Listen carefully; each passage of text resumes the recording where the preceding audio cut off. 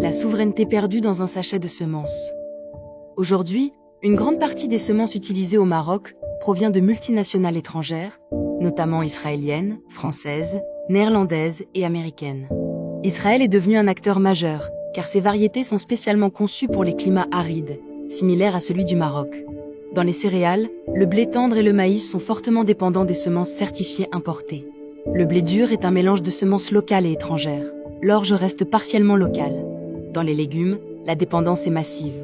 Les tomates, poivrons, concombres, melons, pastèques, courgettes et aubergines cultivées au Maroc, surtout ceux destinés à l'exportation, proviennent majoritairement de semences étrangères, en grande partie israéliennes et néerlandaises. Dans les fruits, les agrumes, les fraises, les avocats et les fruits rouges utilisent presque exclusivement des variétés protégées et brevetées étrangères.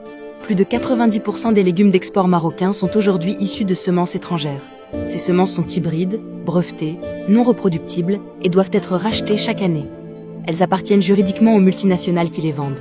Le Maroc ne dépend politiquement d'Israël, mais une grande partie de son agriculture d'export dépend de semences étrangères, notamment israéliennes. La véritable dépendance n'est pas territoriale, elle est génétique. On entend souvent dire que les semences locales appartiennent à Israël. Dans la forme, cette phrase est vraie. Dans le fond, elle révèle une réalité économique bien plus grave.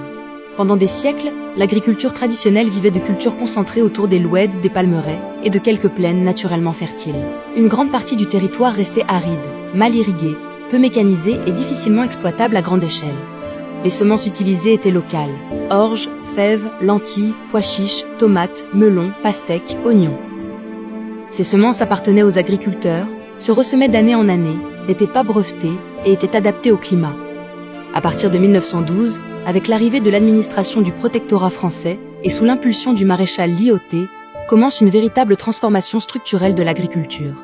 Des barrages sont construits, des périmètres irrigués sont aménagés, des routes rurales sont tracées, des cadastres sont établis et des stations de recherche agronomique sont créées.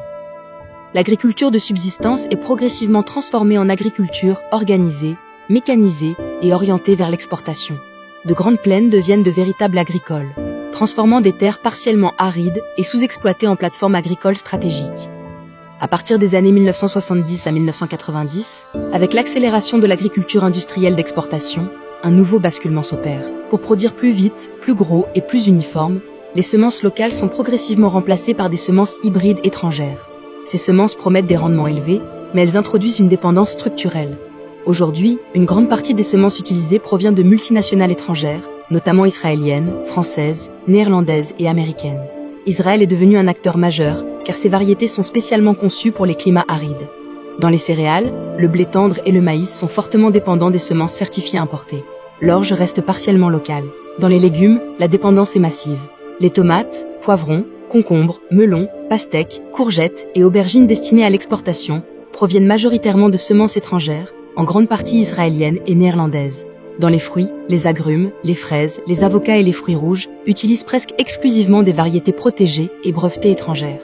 Plus de 90% des légumes d'exportation sont aujourd'hui issus de semences étrangères. Ces semences sont hybrides, brevetées, non reproductibles et doivent être rachetées chaque année. Elles appartiennent juridiquement aux multinationales qui les vendent. Là, véritable dépendance n'est pas territoriale, elle est génétique.